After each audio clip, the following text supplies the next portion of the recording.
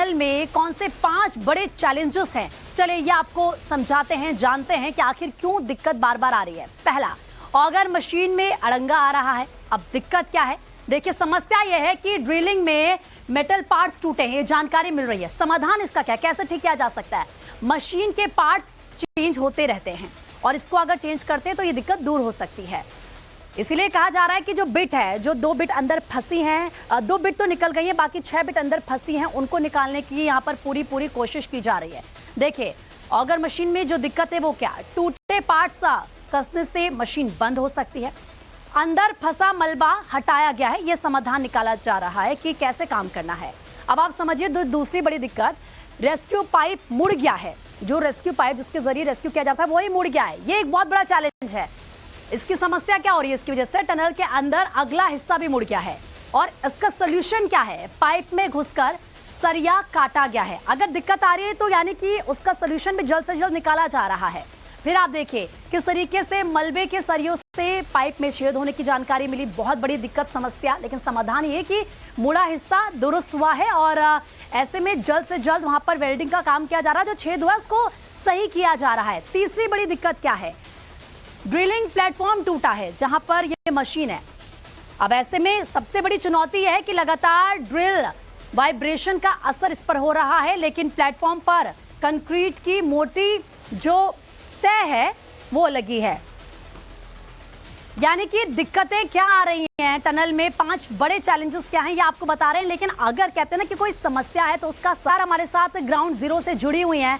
बरखा, ये माना जा रहा था कि रेस्क्यू ऑपरेशन कल देर रात पूरा हो जाएगा, जो श्रमिक है वो बाहर आ जाएंगे, हालांकि ऐसा हुआ नहीं।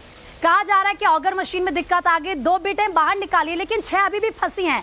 जरा बताएं कि कितना समय इन 6 बिट को निकालने में लगेगा और जो मैन्युअली खुदाई की बात की जा रही है वो कब शुरू हो पाएगा?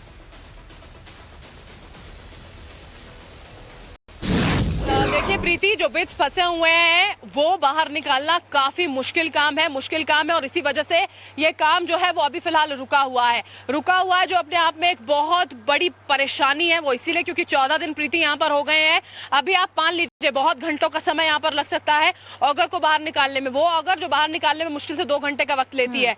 आपको हमने बताया था सरिये जो है वो वहां पर फंसे हुए हैं, सरियों को गैस कटर के माध्यम से काट दिया गया था, लेकिन अब उन्हीं सरियों में जो ऑगर मशीन है वो अंदर जाकर फंस गई और ऐसी फंसी है कि उसको बाहर खींचा नहीं जा पा रहा है। मुश्किल हो गया है, लगभग नेक्स्ट टू इम्पॉसिबल हो चुका है। और अगर ऐसा होता है तो आप मानिए कि ये वाला जो तरीका है वो काम नहीं आ पाएगा, कारगर ही नहीं साबित होगा और इसी वजह से प्लान बी पर अब काम किया जा रहा है। प्रीति, आपको याद होगा अलग अलग प्लान यहाँ पर बनाए गए थे। वर्टिकल ड्रिलिंग की तस्वीरें आपको देखिए, वर्टिकल ड्रिलिंग की जो बात हो रही थी, ये जो टनल के टॉप, प्रीति मुझे थोड़ा समय दीजिएगा, वर्टिकल ड्रिलिंग पर वहां पर पूरा रास्ता जो है वो बीआरओ की ओर से बना दिया गया है। अब ओएनजीसी और एसजीवीएन ने पूरी तैयारी कर ली है, उनकी टीम यहाँ पर स्टैंड बाय पर है, मशीन यहाँ पर तैयार कर ली गई है और किसी भी वक्त उस मशीन की मूवमेंट होगी।